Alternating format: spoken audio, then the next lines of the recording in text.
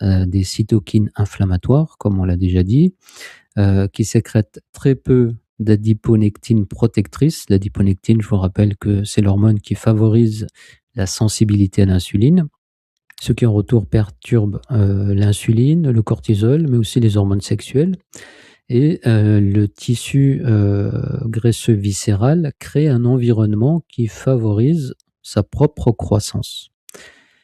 La présence de graisse viscérale est associée aussi à des maladies comme l'insulinorésistance, donc en conséquence immédiate des perturbations qu'on a citées, du diabète, des problèmes de cholestérol, de l'hypertension, donc l'ensemble donnant le tableau de ce qu'on appelle le syndrome métabolique. Et tous ces éléments sont des facteurs de risque de maladies cardiovasculaires, mais il y a aussi un risque plus important de cancer, notamment le cancer du côlon, cancer du sein, de l'endomètre, etc. Mais la bonne nouvelle, c'est qu'elle répond plus vite que la graisse sous-cutanée au bon levier, et là les résultats sont plus rapides, généralement en moins de 2 à 3 mois. Les personnes les plus concernées, donc d'abord parmi les facteurs non modifiables, il y a l'âge.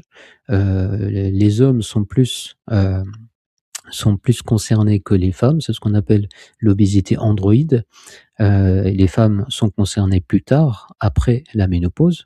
Il y a également un facteur génétique et il faut savoir également qu'il y a un facteur ethnique.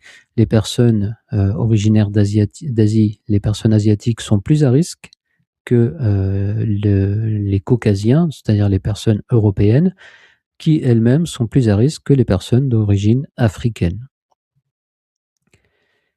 Deuxième type de facteur, deuxième type de situation qui prédispose à accumuler de la graisse autour des organes à l'intérieur du ventre, ce sont les situations, les facteurs hormonaux, notamment donc les hormones sexuelles, le fait que le taux de testostérone soit bas chez l'homme ou chez la femme, le syndrome des ovaires polykystiques et la ménopause, qui sont des situations qui prédisposent à accumuler de la graisse plutôt au niveau abdominal, viscéral.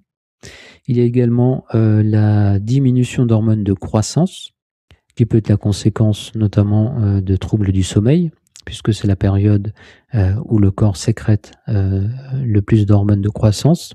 Et enfin, sur le plan hormonal, le troisième facteur, c'est le cortisol, qu'il soit d'origine centrale, en réponse à un stress chronique qui activerait l'axe hypothalamo-hypophysaire et entraînerait une sécrétion de cortisol. Il faut savoir que la graisse viscérale a 2 à 4 fois plus de récepteurs glucocorticoïdes que la graisse sous-cutanée, ou que ce soit la production locale au niveau du tissu adipeux, puisqu'on sait que le tissu adipeux produit la 11-bêta-hydroxystéroïde déshydrogénase qui est suffisante, dont l'expression est suffisante pour favoriser l'accumulation de graisse localement au niveau du tissu viscéral, et donc ça crée en fait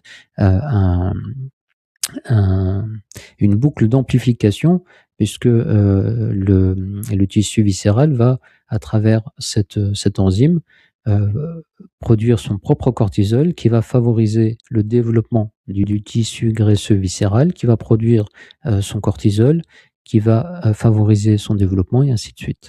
Un troisième facteur, c'est ce qu'on appelle le système endocannabinoïde. Le système endocannabinoïde, c'est